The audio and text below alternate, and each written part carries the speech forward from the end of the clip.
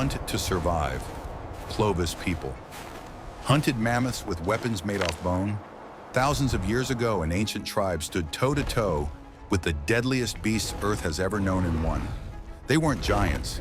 They weren't even farmers yet. They were the Clovis people, and their weapons weren't metal. They were made of bone. Today, you'll discover how these prehistoric hunters used nothing but animal remains, strategy, and sheer nerve to bring down the mighty mammoth. Stick with me, this story might just change how you see your own daily battles.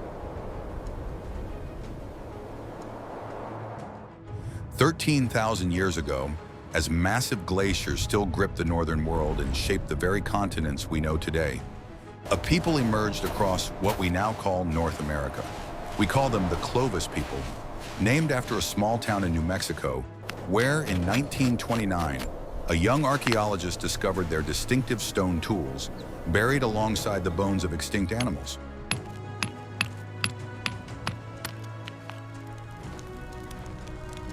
What they left behind speaks louder than any words ever could. Buried in ancient campsites, cached in rock shelters, scattered across kill sites from Alaska to Florida, we find them. Sharp, deadly, unmistakable. The Clovis point. These aren't crude rocks chipped into rough edges. These are masterpieces of engineering, flaked stone shaped with such precision that modern knappers struggle to replicate them. Each point took hours to create, each strike of the hammerstone carefully calculated. One mistake, and the whole piece could shatter. These tools tell us something profound about the people who made them. They had patience, they had skill, they had an eye for beauty even in instruments of death, and they had something else, something we're only beginning to understand. They had bone. We've always known the Clovis people used stone for their weapons. They're what defined the Clovis culture in archaeology textbooks for decades. But recent discoveries, fueled by new excavation techniques and closer examination of old dig sites, have revealed something else entirely. Something that changes the whole picture. Bone weapons. Not just any bone either. We're talking about mammoth bone, caribou antler, bison ribs, even the leg bones of horses and camels that once roamed Ice Age America.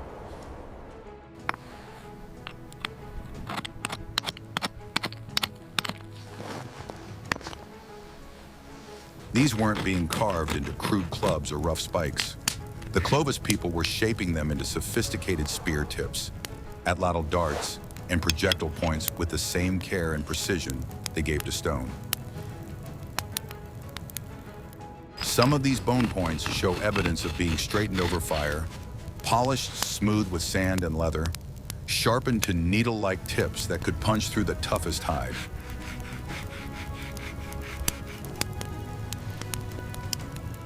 These weren't crude backups for when you ran out of stone. These were precision instruments, crafted from the very animals they hunted, each one a testament to observation and innovation.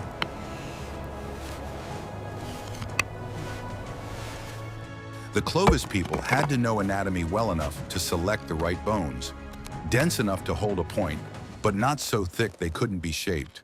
They had to understand material properties, how bone behaves differently than stone, how it could be worked when fresh versus when dried and aged, and perhaps most poetically, they were using the bones of fallen mammoths to take down the next one. The hunt feeding itself, the dead empowering the living. That's not just survival, that's poetry written in necessity, carved in calcium and tested with blood.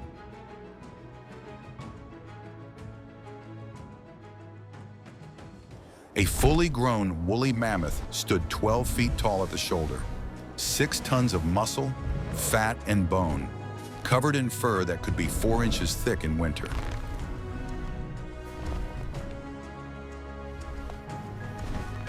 Skin underneath that was an inch thick in places, tough as leather armor. And then there were the tusks, massive curved weapons of solid ivory that could reach 16 feet long.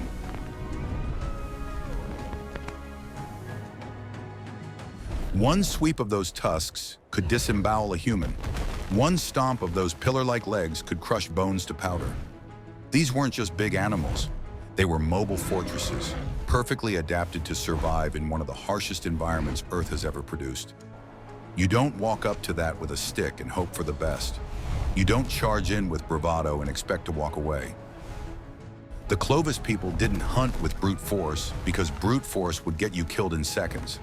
They hunted with intelligence, with planning, with patience that would put modern project managers to shame. And the evidence of their methods is written in the kill sites they left behind, in the landscape features they chose, in the careful patterns of broken bones and scattered tools. First, they studied the herd, not for hours or days, but for weeks, maybe even months. They needed to learn the patterns. When did the herd move? Where did they go to water? Which trails did they prefer? Who were the dominant males that the others followed? Which animals were old, moving slower, falling behind? Which were young and reckless, prone to wandering? Which might be sick or injured, showing weakness in their gait? The Clovis hunters became experts in mammoth behavior, reading these giant creatures the way we read books, seeing stories in every movement and sound.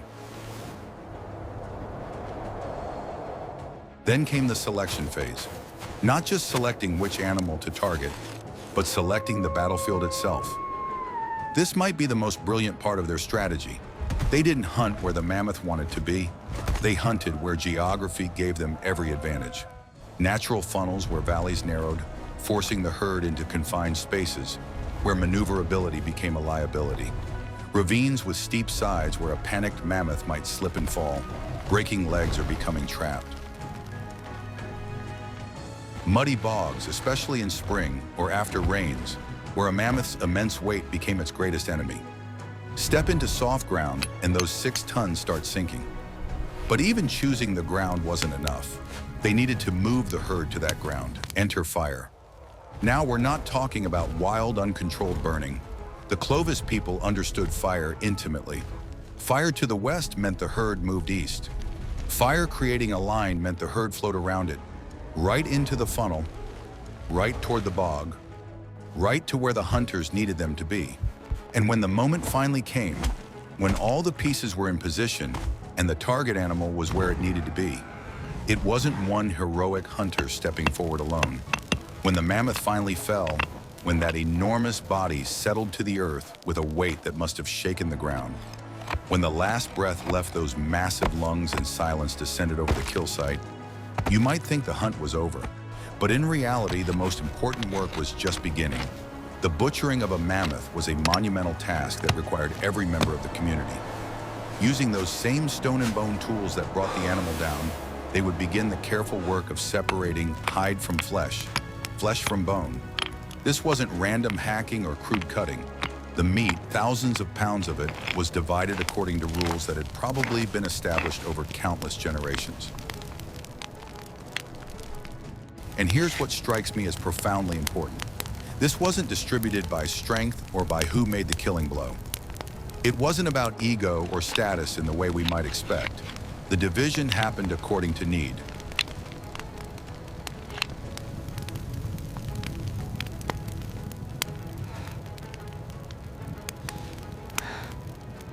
Only after the vulnerable were fed did the hunters take their share. Think about what that represents. In a world where food was never guaranteed, where starvation was a real and constant threat, where the temptation to hoard must have been enormous, they chose community over self. They chose the collective survival over individual gain. This wasn't just practical, though it was certainly that. This was cultural, spiritual even. The recognition that everyone had value, that everyone played a role, that the strength of the group determined the survival of all. And the bones became everything. This is where the cycle completed itself in the most elegant way. The same bones that were once the mammoth's skeleton became the tools for the next hunt. Long bones were split to extract marrow, that nutrient-dense tissue that provided vitamins essential for health. But the remaining bone wasn't waste. Ribs became scrapers for processing hides. Shoulder blades became shovels for digging. Tusks were carved into everything from tent stakes to ceremonial objects. And yes, select bones became weapon points, fashioned with care, each one carrying perhaps a sense of continuity, of connection to the animal that had given so much. But here's what strikes me most deeply when I think about these hunts. What elevates this beyond mere survival into something that speaks to the core of what makes us human.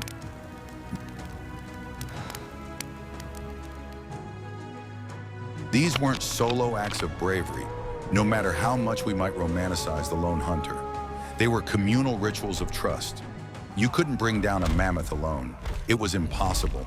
The size, the danger, the sheer complexity of the task demanded cooperation at every level, bound together by bone, blood, and brotherhood. That phrase might sound dramatic, but it's literally true. The bone tools they made together, the blood they shed, and the blood they spilled. And the brotherhood, or perhaps we should say kinship, the deep human connection that forms when survival depends on trusting each other absolutely. That's what the mammoth hunt was really about. That's what the Clovis people understood in ways we're still trying to relearn. Here's something that might surprise you, something that brings this ancient story crashing forward into our present moment with unexpected force. If you have Native American ancestry, if your family tree traces back to the indigenous peoples of North Central or South America, there's a very real chance, almost a certainty really, that you carry Clovis DNA in your veins right now. This isn't speculation or romantic mythology. This is hard science, the result of genetic studies that have revolutionized our understanding of human migration and ancestry.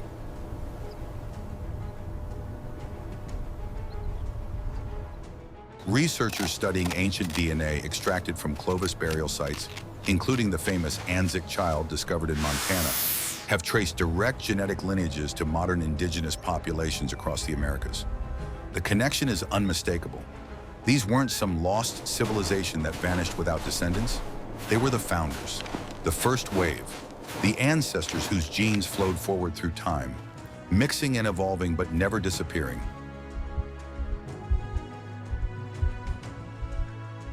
When you meet someone from the Cherokee Nation, from the Navajo, from the Inuit peoples of the far north, from the tribes of the Amazon, you're meeting someone whose ancestors stood in Ice Age camps and planned mammoth hunts. But even if you don't share their bloodline directly, even if your ancestors were on different continents when the Clovis people walked the Americas, you share their legacy.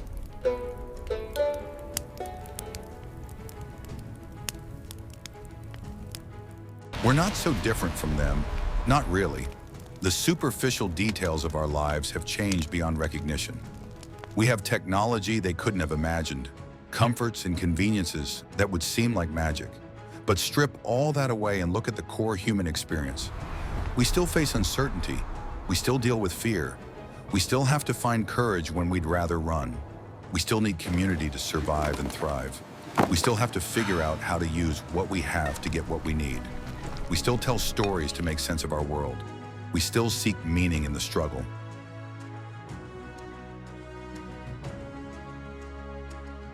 Around 12,800 years ago, something changed. The world that the Clovis people had mastered for over 1,000 years began to shift beneath their feet in ways that must have been terrifying and bewildering. The climate, which had been gradually warming since the peak of the Ice Age, suddenly lurched. Temperatures that had been rising steadily took a dramatic jump. The great ice sheets that still covered much of Canada began melting at accelerated rates.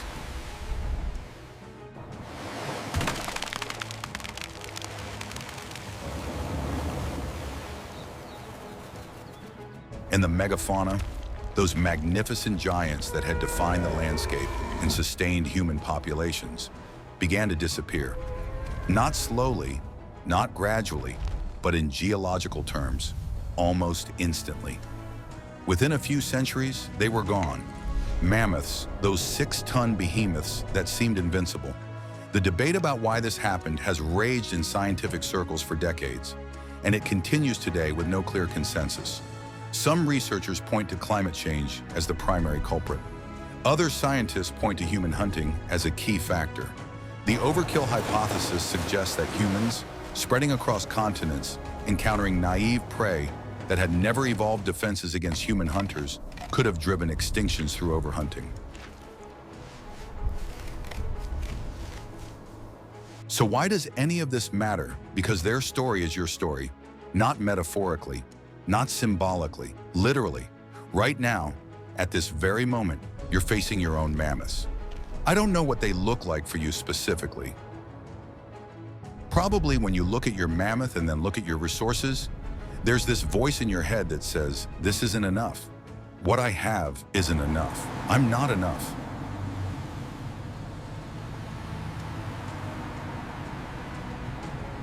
That voice that tallies up all your limitations, all your past failures, all the reasons why this time won't be different. That voice that compares you to others who seem to have it easier, who seem to have advantages you lack, who seem to succeed effortlessly while you struggle. But here's what I want you to remember. The Clovis people didn't have steel. They had bone. They didn't have modern weapons, no guns or explosives or technology. They had sharpened sticks and stone points and knowledge. They didn't have armies, no vast numbers to overwhelm their prey. They had families, small groups where everyone knew everyone else, where losing even one person was devastating. They didn't have certainty.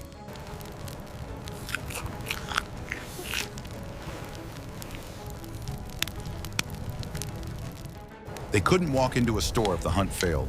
They couldn't call for backup or order supplies. Every hunt was a risk. Every winter was uncertain. Every day included the very real possibility of death from cold, hunger, or the horns and tusks of the animals they pursued.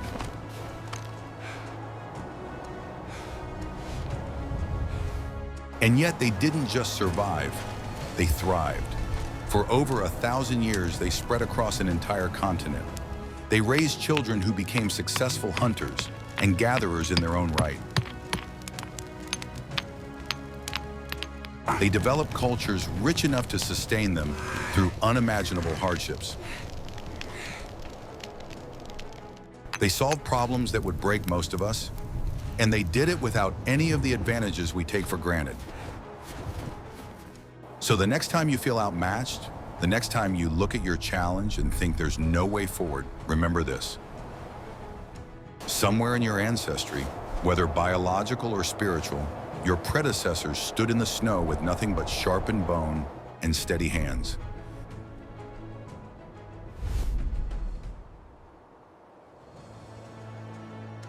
They faced creatures that could kill them with a single blow. They lived in a world where nature was actively trying to kill them every single day. And they brought down giants.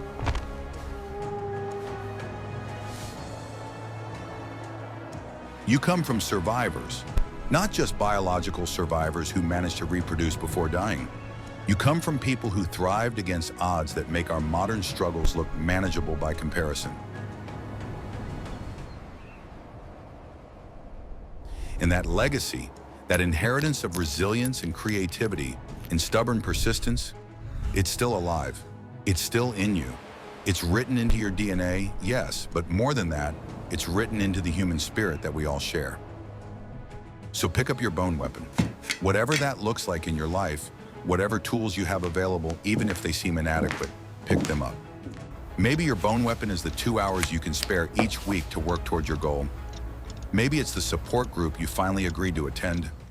Maybe it's the decision to have that difficult conversation you've been avoiding. Maybe it's the willingness to be a beginner at something new.